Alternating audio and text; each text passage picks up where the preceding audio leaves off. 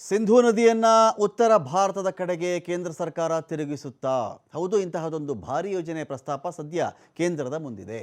2029ರ ಲೋಕಸಭಾ ಚುನಾವಣೆಗಿಂತ ಮುಂಚೆ ಸಿಂಧೂ ನದಿಯನ್ನು ಉತ್ತರ ಭಾರತದ ಕಡೆಗೆ ತಿರುಗಿಸಬೇಕು ಅಂತೇಳಿ ಒಂದು ಪ್ಲಾನ್ ನಡೀತಾ ಇದೆ. ಇದನ್ನೇ ಲೋಕಸಭಾ ಚುನಾವಣೆಯ ಪ್ರಚಾರದ ಸರಕನ್ನಾಗಿ ಮಾಡಿಕೊಳ್ಬೇಕು ಅಂತ ಕೂಡ ಯೋಜನೆ ಇದೆಯಂತೆ.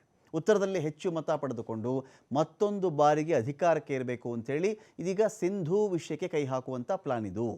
ಆಪರೇಷನ್ ಸಿಂಧೂರದ ಬಳಿಕ ಪಾಕಿಸ್ತಾನಕ್ಕೆ ಸಿಂಧೂ ನದಿಯ ನೀರನ್ನು ಕೇಂದ್ರ ಸರ್ಕಾರ ನಿಲ್ಲಿಸಿತ್ತು.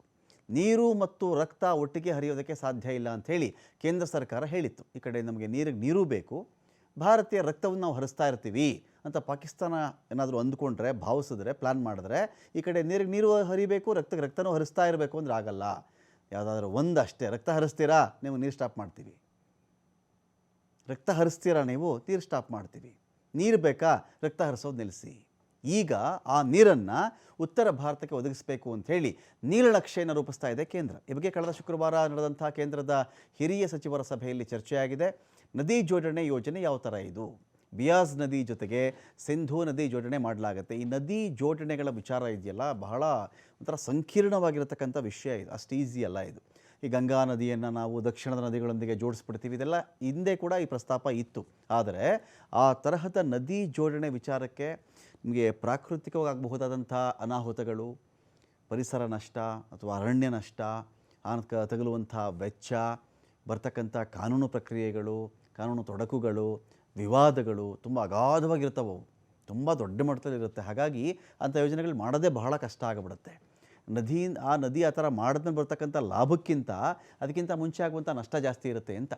ಈಗ ಸಿಂಧೂ ನದಿ ವಿಚಾರ ಇಲ್ಲಿ.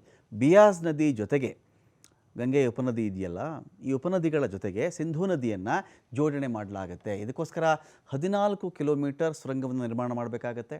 ಈ ಸುರಂಗ ನಿರ್ಮಾಣದ ಬಗ್ಗೆ DPR ರೆಡಿ ಆಗ್ತಾ ಇದೆ. ಇದರ ಜವಾಬ್ದಾರಿಯನ್ನು L&T ಕಂಪನಿಗೆ ವಹಿಸಲಾಗಿದೆ. ಮುಂದಿನ ವರ್ಷದ ವೇಳೆಗೆ ಸಮಗ್ರ ಯೋಜನಾ ವರದಿ ರೆಡಿಯಾಗುತ್ತೆ. ಡೀಟೇಲ್ಡ್ ಪ್ರಾಜೆಕ್ಟ್ ರಿಪೋರ್ಟ್ ಅಂತಾರೆ, DPR ಅಂತಾರೆ ಅದಕ್ಕೆ. ಉತ್ತರದ ರಾಜ್ಯಗಳಿಗೆ ನೀರು ಪೂರೈಸಬೇಕು ಅಂಥೇಳಿ 113 ಕಿಲೋಮೀಟರ್ ಕಾಲುವೆ ನಿರ್ಮಾಣ ಮಾಡಬೇಕು. ಈ ಬಗ್ಗೆಯೂ ಕೇಂದ್ರ ಹಿರಿಯ ಸಚಿವರ ಸಭೆಯಲ್ಲಿ ಪರಿಶೀಲನೆ ಮಾಡಲಾಗಿದೆ. ಯೋಜನೆ ಪೂರ್ಣಗೊಳ್ಳುವುದಕ್ಕೆ 3-4 ವರ್ಷಗಳು ಬೇಕಾಗ್ತವೆ. 2028ರ ವೇಳೆಗೆ ಯೋಜನೆ ಪೂರ್ಣಗೊಳ್ಳುವ ಬಗ್ಗೆ ಅಂದಾಜು ಮಾಡಲಾಗಿದೆ. ಯೋಜನೆ ಒಟ್ಟಾರೆ ವೆಚ್ಚ 4-5 ಸಾವಿರ ಕೋಟಿ ರೂಪಾಯಿ ಆಗಲಿದೆ. ಯೋಜನೆ ದೇಶದ ನೀರಿನ ಭದ್ರತೆಯನ್ನು ಕೂಡ ಜಾಸ್ತಿ ಮಾಡುತ್ತೆ ಅಂತ ಪ್ಲಾನ್ ಮಾಡಿಕೊಂಡು ಈ ತರಹದ ಒಂದು ಯೋಜನೆಯಲ್ಲಿ ಕೇಂದ್ರ ಸರ್ಕಾರ ಇದೆ.